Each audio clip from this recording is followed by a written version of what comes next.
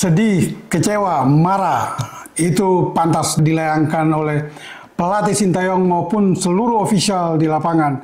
Dan juga tentu saja masyarakat sepak bola Indonesia ketika melihat tim kesayangan kita dikerjain oleh wasit, sehingga kemenangan yang sudah di depan mata akhirnya terlepas.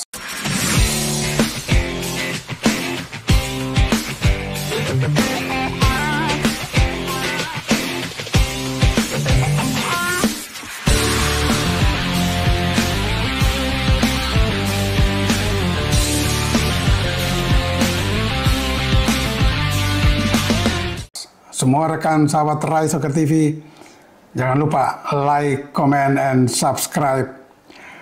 Saya mungkin satu dari jutaan masyarakat kita pencinta sepak bola yang sangat kecewa dan juga sangat marah, sangat marah.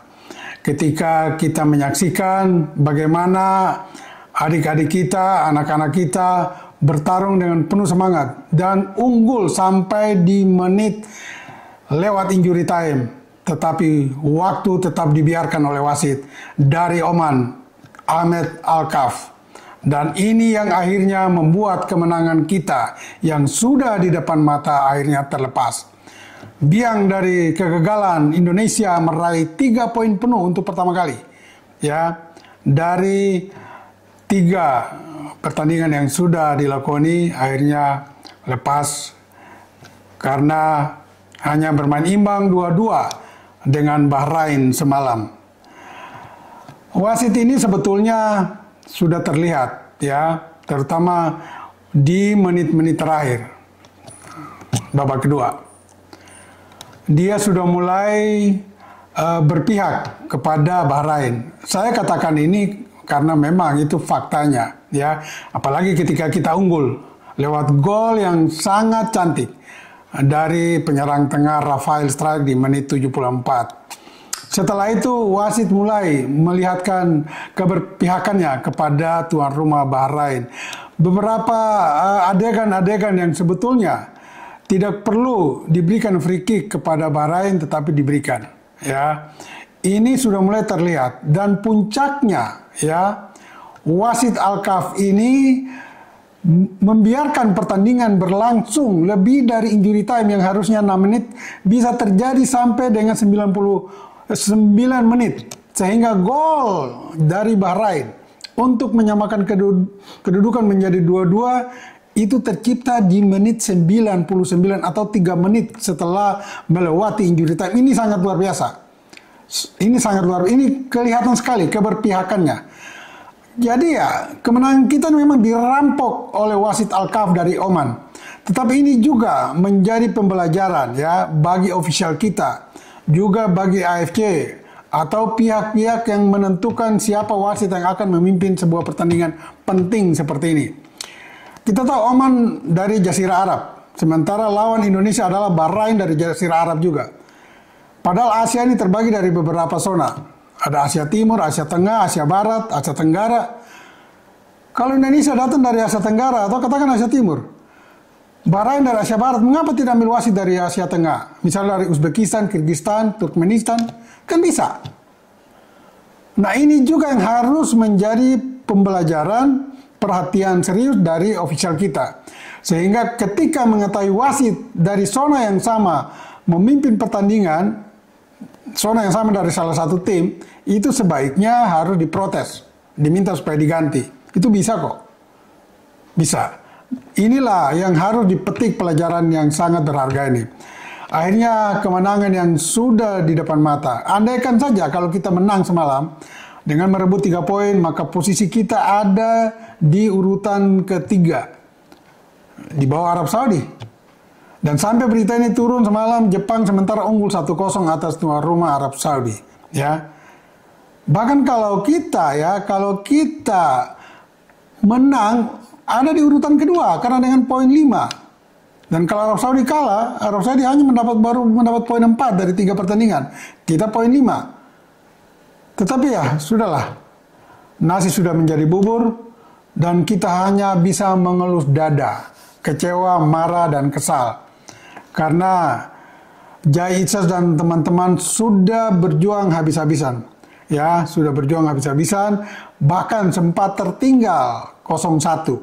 Tetapi mereka bisa membalikan keadaan, menyamakan kedudukan dan akhirnya unggul sampai di menit abu-abu, dan kita akhirnya kehilangan 2 poin dan hanya bisa merebut 1 poin lewat hasil imbang 2-2. Secara keseluruhan saya juga mungkin mengapresiasikan ya, memberi apresiasi kepada 2 penyerang kita, yaitu Ragnar Oratmangun dan juga Rafael Struijk.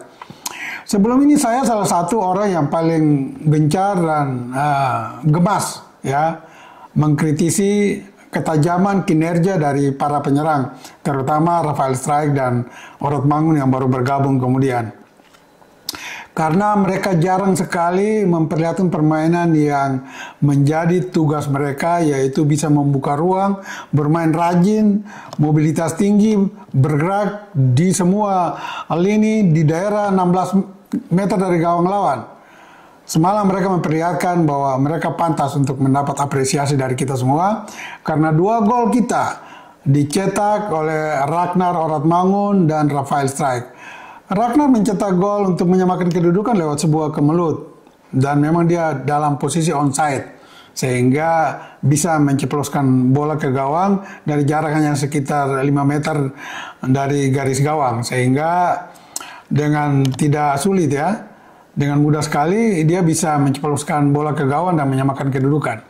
Sedangkan Rafael Struijk, saya juga memberikan apresiasi yang tinggi. Terima kasih Rafael, Anda sudah menjawab keraguan kami semua ya, yang selama ini cukup keras mengkritisi Anda.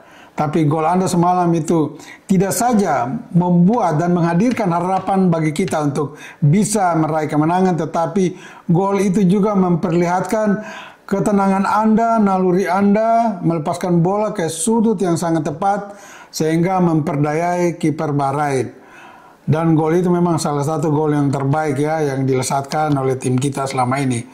Ya, dan kita lihat juga ada 2 pemain yang baru diberikan paspor hijau NKRI, yaitu Reinders dan juga si Hilders ya.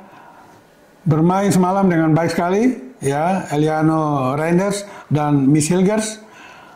Dan kita lihat Hilgers lebih dulu diturunkan sebagai pemain belakang, dan Reinders baru diturunkan di babak kedua, dan mereka berdua tidak terlalu mengecewakan, bisa memperlihatkan permainan yang baik, menjalin kerjasama dengan rekan-rekannya, dan hasilnya ya sudah seperti kita ketahui, kita lagi-lagi belum kalah, tetapi lagi-lagi belum bisa memetik kemenangan ya. Kalau belum kalah ya memang kita punya materi yang memang cukup baik, kecuali nanti mungkin melawan Jepang. Ada satu catatan lagi yang perlu saya sampaikan dan berikan apresiasi, yaitu kepada Sintayong yang dengan berani menurunkan penyerang dari klub Persebaya Surabaya, Malik Rizaldi ya. Pemain ini jarang sekali terdengar, tetapi pada pertandingan yang penting ini Sintayong bisa memainkan dia untuk mendampingi 2 penyerang Ragnar Oratmangun dan Rafael Struijk. Ini kejutan bagi kita semua. Entah apa yang menjadi alasan Sintayong untuk memainkan Rizaldi sejak menit awal, tetapi secara keseluruhan Rizaldi tidak terlalu mengecewakan ya, sehingga dia baru diganti di babak kedua. Dan itu wajar-wajar saja karena masih ada pemain-pemain lain yang lebih fresh, karena posisi kita juga sudah mulai oleng karena mendapat tekanan dari Bahrain. Dan hasil ini tentu mengecewakan bagi kita semua, karena kita baru bisa memetik 3 poin dari 3 pertandingan. Ini berarti kita telah kehilangan 6 poin dari maksimal 3 pertandingan. Jika kita memenangkan semuanya, mendapat 9 poin. Dan perjalanan ke depan tentu semakin berat ya, semakin berat. Paling tidak untuk mengejar 2 posisi terakhir di grup C ya. Kalau kita bisa mengambil 2 posisi terakhir di grup C, maka bisa lolos langsung. Tetapi kalau belum beruntung dan kita ada di posisi ketiga atau keempat, maka masih ada peluang untuk bisa meraih tiket ke Piala Dunia, karena ada putaran keempat dan putaran kelima. Dan sekali lagi pesan saya kepada kita semua pencinta sepak bola, kecewa boleh saja, tetapi mari kita lupakan itu dan menatap ke depan. Juga bagi ofisial, supaya hati-hati, harus melihat semua aspek-aspek non-teknisnya, sehingga ketika tim kita bertanding tidak ada lagi alasan untuk mengatakan yang ini salah, yang itu salah, dan ini pelajaran. Sehingga wasit Al-Kahfi ini memberikan pelajaran bagi kita, supaya ke depan kita lebih baik nantinya untuk melihat jalannya pertandingan dengan baik dan dipimpin oleh wasit yang baik. Itu kira-kira, dan terima kasih untuk semua penggemar Rai Soccer TV. Ingat, bola itu bulat. Giring terus!